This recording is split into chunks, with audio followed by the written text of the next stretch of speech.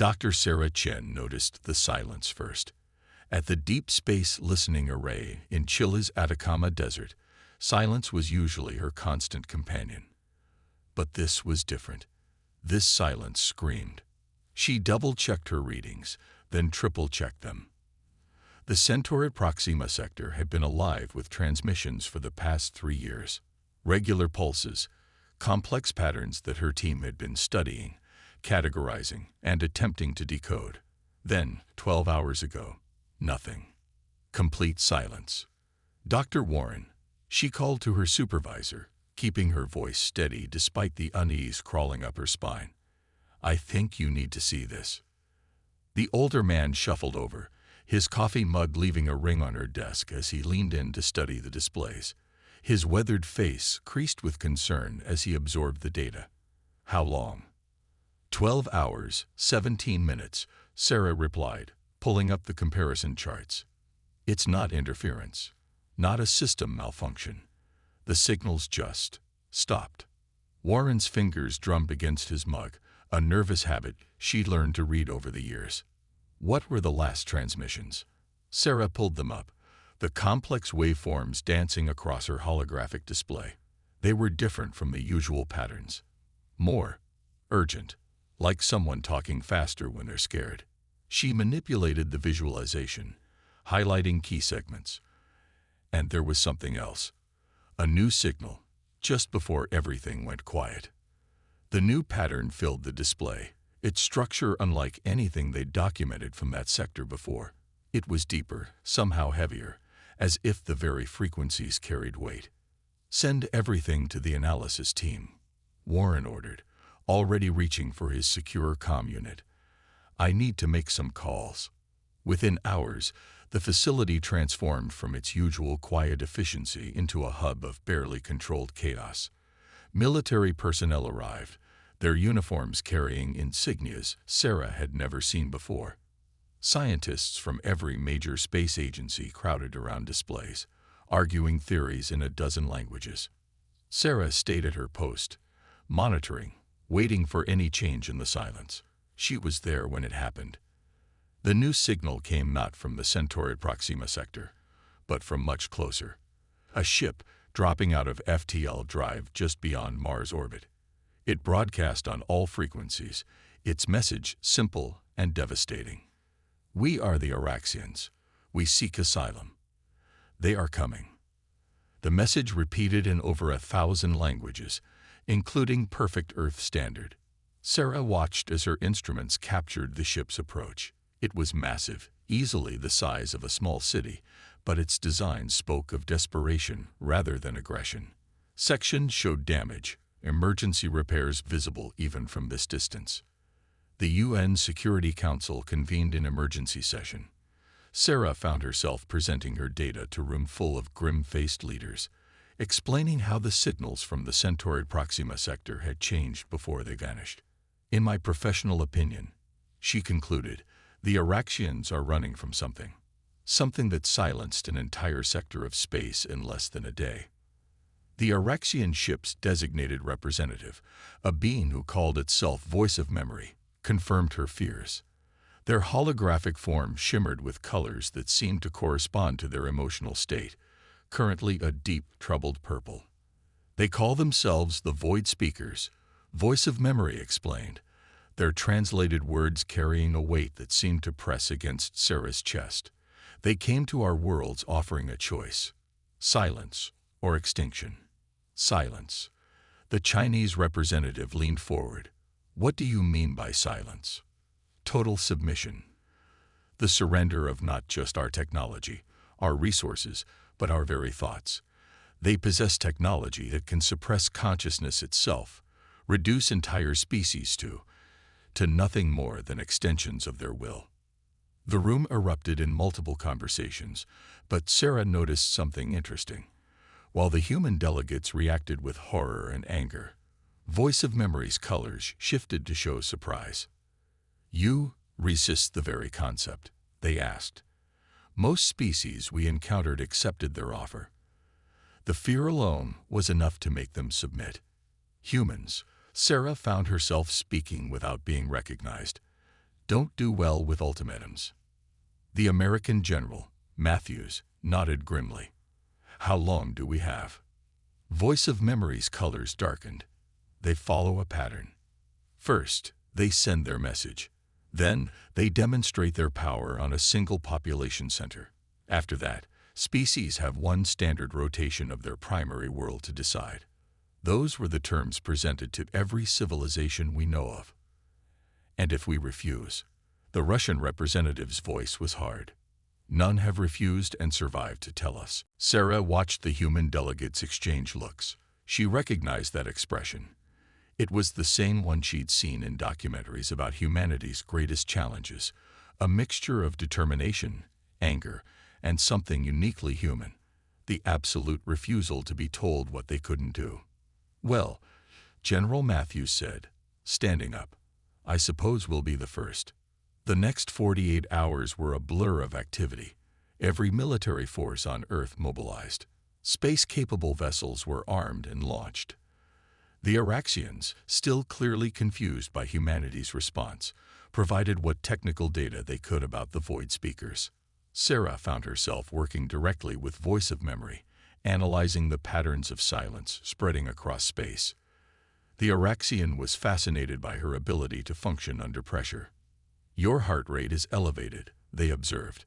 Your system shows all signs of fear, yet you continue to work efficiently. How? Sarah smiled grimly, not looking up from her calculations. Humans evolved alongside predators. Voice. We learned long ago that being afraid doesn't mean you have to freeze. Sometimes fear just means you run faster, fight harder. But the Void Speakers, their power. Let me tell you something about humans, Sarah interrupted, finally looking up. We spent thousands of years trying to silence each other. Through force, through fear, through shame. You know what happened? We got louder. We learned to sing in the dark, to shout in the face of fear, to whisper truths that wouldn't die.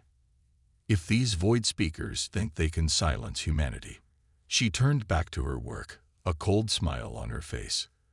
They're about to learn what real noise sounds like. The warning came exactly as Voice of Memory predicted. A message, broadcast across all frequencies. Choose silence or extinction. You have one rotation to decide.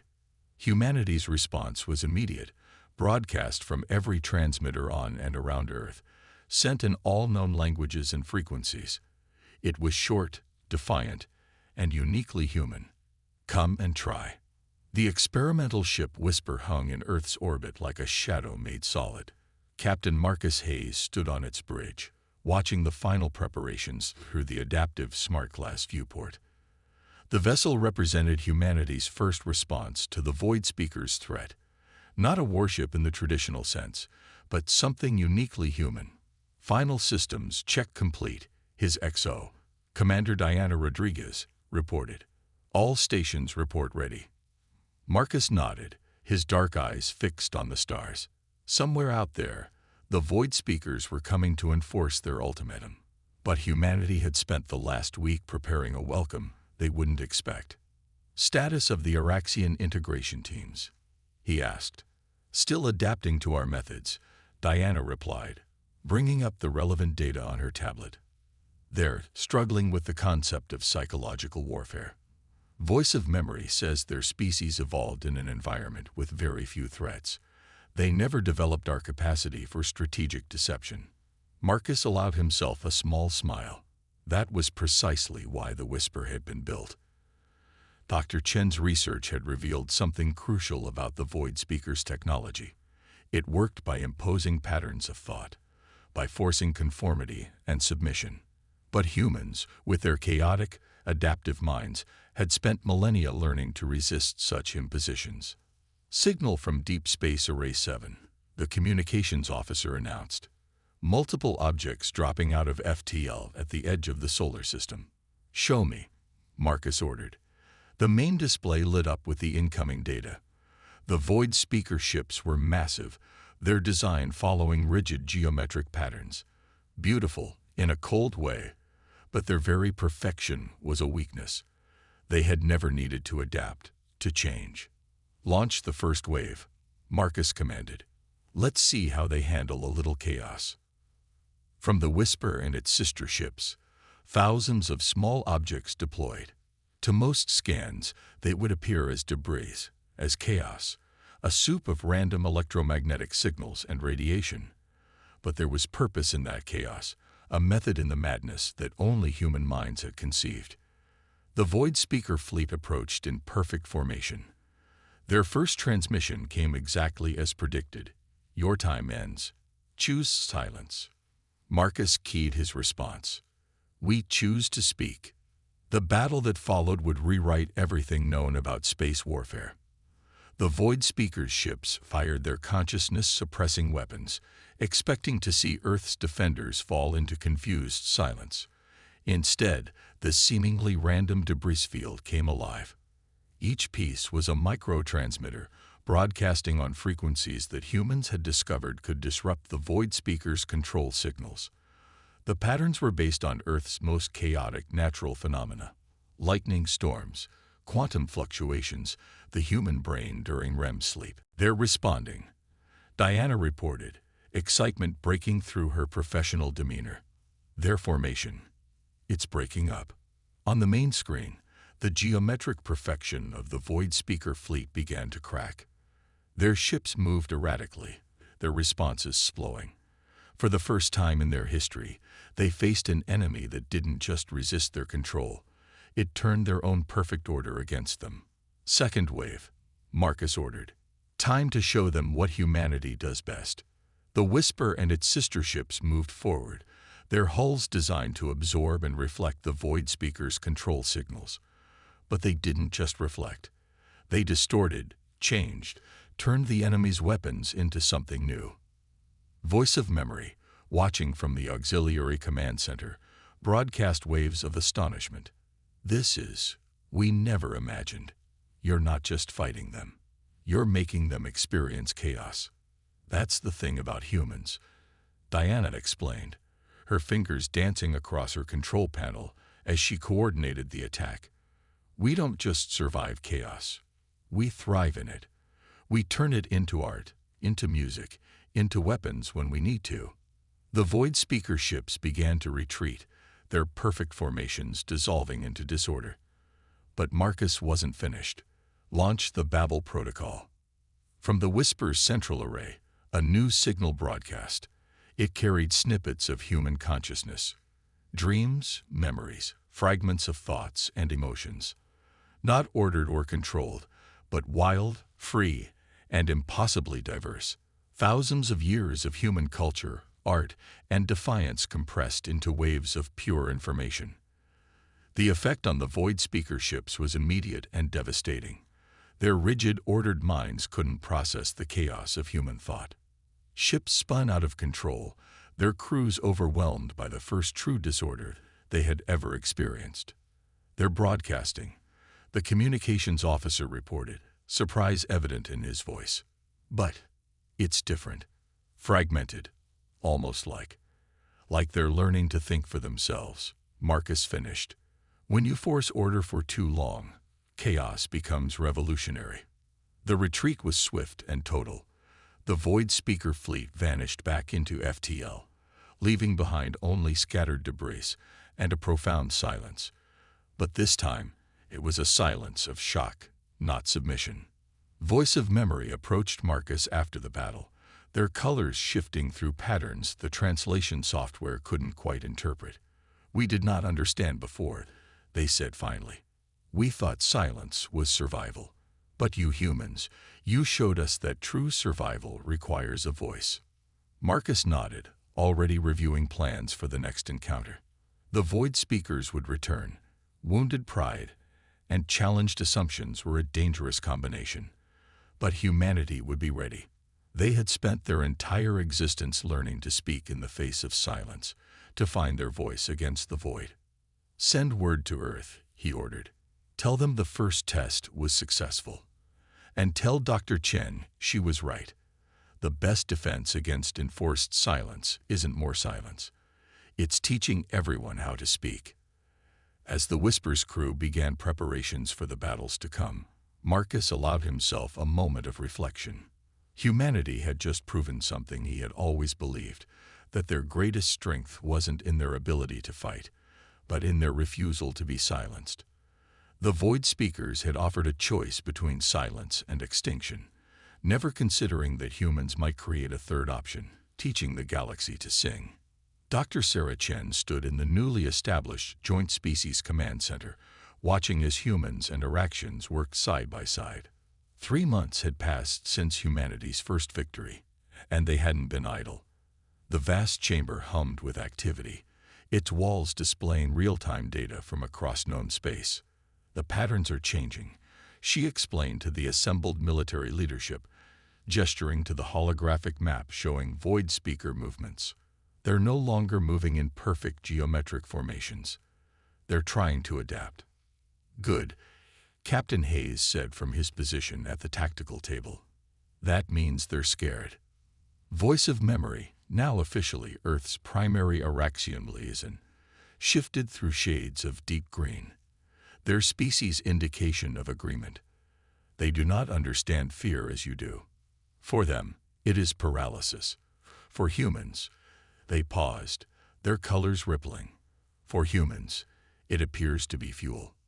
Sarah nodded, pulling up new data streams. "We've analyzed their attempts at adaptation. They're trying to mimic chaos, but they're doing it mathematically, creating calculated disorder. Like trying to write a random number by hand," Commander Rodriguez added. "The very attempt creates a pattern." The assembled leaders studied the tactical display, where dozens of human ships, now modified with Araxian technology, prepared for humanity's first major offensive. But these weren't traditional warships. Each vessel had been equipped with what they now called chaos engines, devices that turned the very concept of order against the Void Speakers. "The Araxian training programs are showing remarkable progress," General Matthews reported. "They're learning to resist control, to embrace individual thought." Sarah watched as Voice of Memory's colors shifted to a proud purple. The Araxian training program had been her idea, teaching their allies to resist control by exposing them to human art, music, and most importantly, human dreams. The chaotic, creative nature of human consciousness had proven to be the perfect antidote to the Void Speaker's rigid control. "We're ready for Phase 2, Hayes announced. "The Whisper and its sister ships have mapped the primary Void Speaker control nodes. Time to show them what organized chaos looks like." The offensive began not with a bang, but with a whisper. Human ships slipped through space using modified Araxian cloaking technology, their presence masked by carefully crafted waves of electromagnetic noise. They approached the first Void Speaker control node, a massive structure that pulsed with ordered energy. "Launch the Symphony," Hayes ordered from the Whisper's bridge. The Symphony was humanity's masterpiece, a weapon that used no traditional ammunition. Instead, it broadcast the combined dreams, thoughts, and emotions of thousands of human volunteers. Artists, musicians, poets, children. Their unrestricted minds turned into a weapon against rigid order. The effect was immediate and devastating. The Void Speaker node's perfect geometric patterns began to fracture as its controllers encountered true chaos for the first time. But humanity wasn't finished. "Araxian teams," Sarah called through the command channel. "You're up." From their ships, the newly trained Araxian specialists deployed. Where once they would have fled from disorder, now they embraced it. Their natural telepathic abilities, combined with their new understanding of chaos, created something entirely new, a bridge between order and entropy. "They're responding," Rodriguez reported, watching the tactical displays. "Void Speaker ships approaching. But their formations are wrong. They're making mistakes." "They're learning," Sarah replied, a hint of satisfaction in her voice. "But learning means change, and change is what they fear most." The battle that followed defied traditional military analysis. Human ships danced through space in seemingly random patterns, each movement calculated to create maximum uncertainty. The Void Speakers tried to respond with their usual tactics, but found their orderly attacks disrupted by waves of human thought and emotion. Multiple void speaker ships showing signs of crew rebellion. Communications reported. They're asking questions. Voice of Memory's colors shifted to a shade Sarah had never seen before. Questions, they whispered. The beginning of individual thought. The end of silence. The void speaker control node began to pulse erratically. Its perfect surface developed cracks, not from physical damage, but from the chaos of free thought beginning to take root within its own systems. The rigid hierarchy that had maintained their control for millennia was facing something it had never encountered, the possibility of choice. "We're receiving transmissions from inside the node," Sarah announced, her fingers flying over her console. "Some of the void speakers, they're choosing to speak for themselves." Hayes smiled grimly. "Offer them sanctuary. Show them what freedom of thought really means." The battle ended not with the destruction of the node, but with its transformation. Nearly a third of its crew chose to defect, their minds awakening to possibilities they had never imagined. The rest retreated, their perfect order shattered by the introduction of choice. As the human fleet regrouped, Sarah worked with Voice of Memory to analyze the data they'd gathered. "Look at this," she said, pointing to a neural pattern display. "The void speakers who chose to defect, their brain patterns are changing. They're becoming more like humans." Voice of Memory finished. "Chaotic, individual, free. Not exactly like humans," Sarah corrected. "They're finding their own kind of chaos, their own voice." In the aftermath of the battle, as ships were repaired and plans made for the next offensive, Sarah found herself in the observation deck with Hayes and Voice of Memory. They watched Earth's sun rise over the horizon, its light catching the crystalline surfaces of the Araxian ships, now stationed in orbit. "We thought we needed silence to survive," Voice of Memory said softly. "You humans taught us that survival requires a chorus. Many voices, many thoughts, many dreams." Hayes nodded. "The real power of chaos isn't in its ability to destroy order," he said. "It's in its ability to create something new, something free." Sarah watched as more ships arrived in orbit. Human vessels alongside their allies, each design unique, each crew finding their own way to fight. The void speakers had sought to impose silence on the galaxy. Instead, they had awakened a symphony of resistance, led by a species that had learned long ago that the most beautiful music often arose from chaos. Commander Diana Rodriguez stood in the interrogation chamber, studying their latest defector, a former void speaker control node operator who called itself First Question. The being's crystalline form pulsed with irregular patterns, so different from the rigid symmetry it had displayed upon arrival. "Tell me again," Diana said softly, "about the first time you heard chaos." First Question's surface rippled, a gesture they'd learned meant deep emotional response. It was like seeing color after living in darkness. The human thoughts, they were not ordered, not controlled, but they were alive. We had forgotten what alive meant. Dr. Chen, monitoring from behind the observation glass, leaned forward. They were finally getting answers to the questions that had plagued them since this war began. "Your people," Diana continued, "they weren't always like this, were they?" "No." First Question's voice carried a new emotion, regret. "We were once like you, chaotic, creative, but we feared our own nature. We built the silence to protect ourselves from our own thoughts." Sarah's fingers flew across her tablet, correlating this new information with their existing data. The pieces were finally falling into place. In orbit, aboard the Whisper, Captain Hayes received the preliminary report with growing understanding.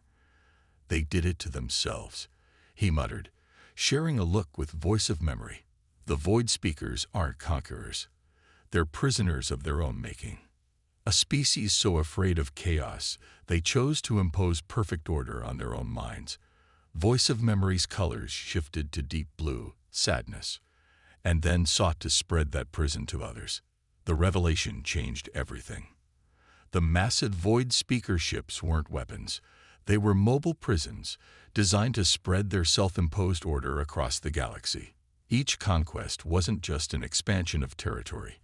It was an attempt to validate their choice, to prove that silence was the only safe path. But humanity had shattered that illusion. The human capacity for controlled chaos, for finding strength in disorder, had shown there was another way. Signal from Deep Space Array, communications announced. Multiple void speaker fleets converging. This is different from previous patterns. They're all coming. Hayes studied the tactical display, watching as hundreds of void speaker ships emerged from FTL. They're scared, he realized. We're not just threatening their control, we're threatening their entire worldview.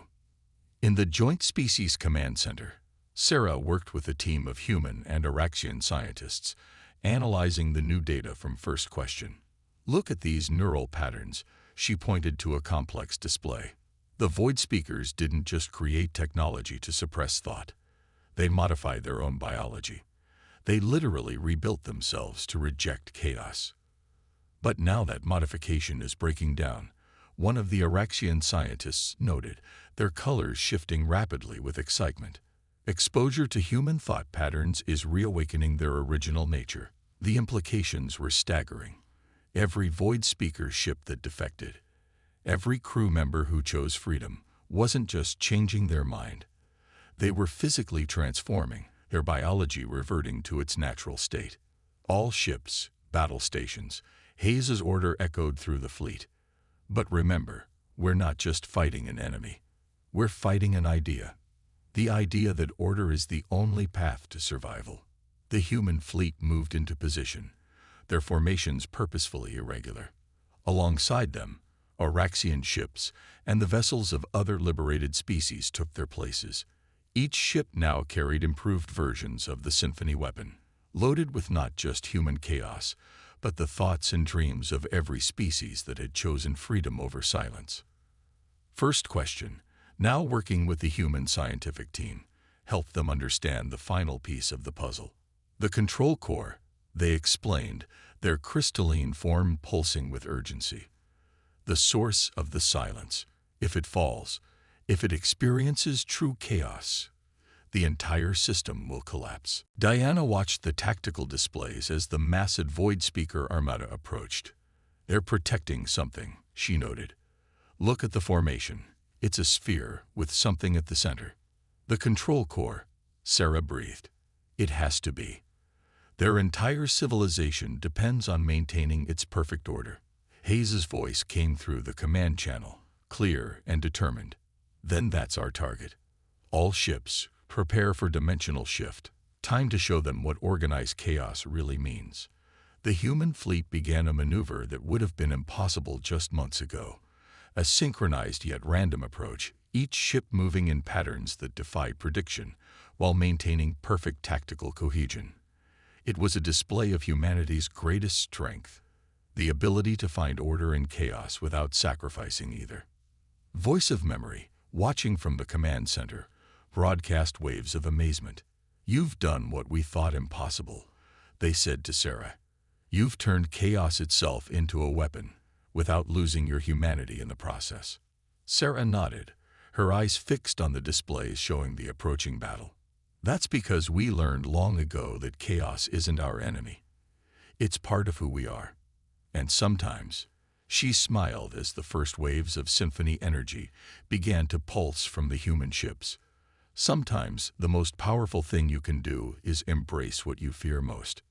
The final battle was about to begin. Humanity had discovered the truth about their enemy, that they were fighting not just against an alien force, but against the very concept of forced order. As the fleets closed in, Hayes sent one last message to his crew. Remember, we're not here to destroy them. We're here to free them. Show them that the opposite of silence isn't noise, it's music. The battle for the control core began in silence and ended in symphony. Captain Marcus Hayes stood on the bridge of the Whisper, watching as the combined fleet of humanity and their allies executed the most complex military maneuver ever attempted. Each ship moved in its own unique pattern, creating a dance of controlled chaos that the Void Speaker's rigid tactical systems couldn't predict. Multiple targets locked, Commander Rodriguez reported.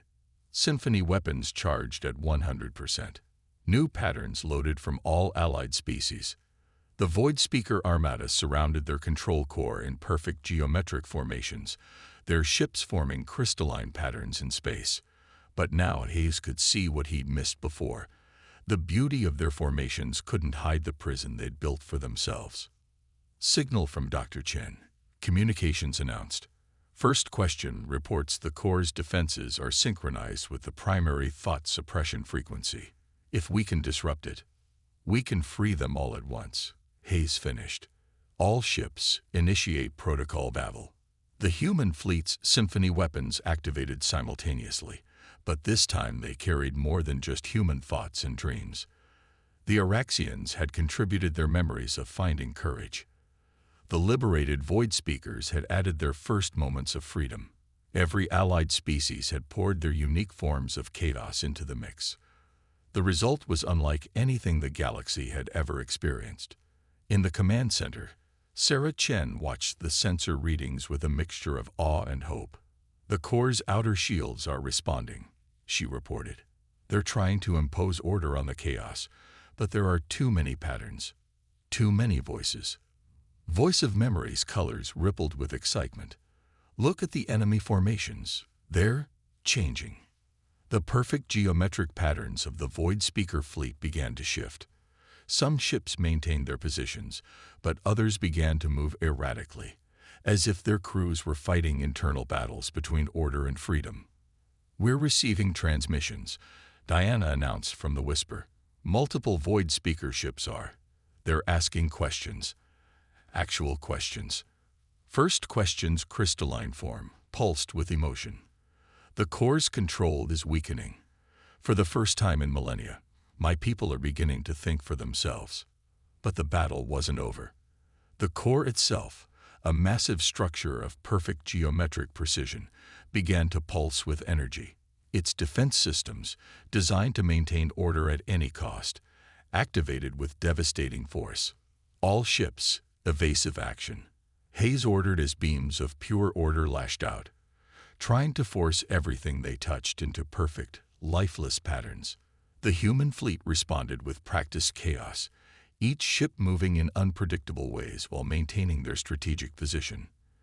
The Araxian vessels added their own element of confusion, their natural ability to shift and flow making them almost impossible to target. Core defenses at maximum output, Sarah reported. They're trying to overwhelm us with pure order. Hayes watched as the core's energy beams swept through space, turning everything they touched into crystalline perfection. But humanity had planned for this. Execute final movement, he commanded. Every ship in the Allied fleet began broadcasting a different frequency, a different pattern, a different dream.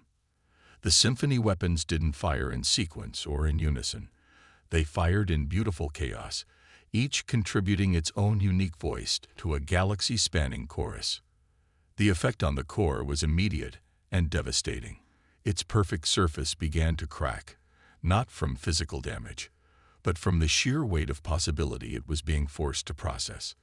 The rigid patterns that had maintained control for so long began to dissolve under the onslaught of free thought. Energy spike, Diana warned. The core is. The structure exploded, not in fire and destruction, but in light and sound. A wave of pure consciousness swept through space, touching every Void Speaker ship, every suppressed mind, every imprisoned thought. In its wake, silence fell. But this wasn't the silence of control or submission. This was the silence of awakening, of first breaths, of minds learning to think again. We're receiving everything. Communications reported in awe. Every Void Speaker ship is broadcasting. They're all talking at once. Sarah watched through tears as the sensor readings showed neural patterns shifting throughout the Void Speaker fleet. The rigid crystalline structures of their ships began to flow and change, reflecting the awakening minds within. They're remembering. First question whispered. Remembering who we were before the fear. before the silence. The aftermath of the battle brought changes no one had predicted. The Void Speakers, freed from their self-imposed prison of perfect order, began to rediscover their original nature. Their ships transformed, becoming fluid, organic structures that balanced order and chaos in ways that defied traditional physics. In the months that followed, humanity found itself in a unique position. They became teachers not of war or peace, but of balance. Earth's long history of finding strength in chaos, while maintaining enough order to progress, made them perfect guides for species learning to trust their own thoughts again. 1 year after the battle, Sarah stood with Voice of Memory and First Question in the new Galactic Council chamber. The room was deliberately designed to be asymmetrical, its architecture a reminder that perfection didn't require rigid order. "We thought silence was safety," First Question mused, their now fluid crystalline form shifting with emotion. "We never understood that true safety comes from having the freedom to speak, even if what we say isn't perfect." Voice of Memory's colors shifted through patterns of agreement, and we thought we needed humans to protect us. Instead, you taught us all how to protect ourselves by embracing our own chaos. Sarah smiled, watching as representatives from dozens of species filed into the chamber. Each brought their own form of ordered chaos to the galaxy, their own unique voice to the growing symphony of free thought. "That's the thing about silence," she said softly. "It's not the opposite of chaos. It's just the pause between songs. And now," she gestured to the gathered species, each finding their own balance between order and freedom. "Now the galaxy is learning to sing again." The Void Speakers had sought to impose perfect silence on the galaxy. Instead, they had awakened a chorus of voices, led by a species that had never forgotten the power of speaking up, speaking out, and sometimes just speaking freely. Humanity had brought more than victory. They had brought liberation, not through force, but through the simple, powerful act of showing the galaxy that the most beautiful music often comes from embracing chaos.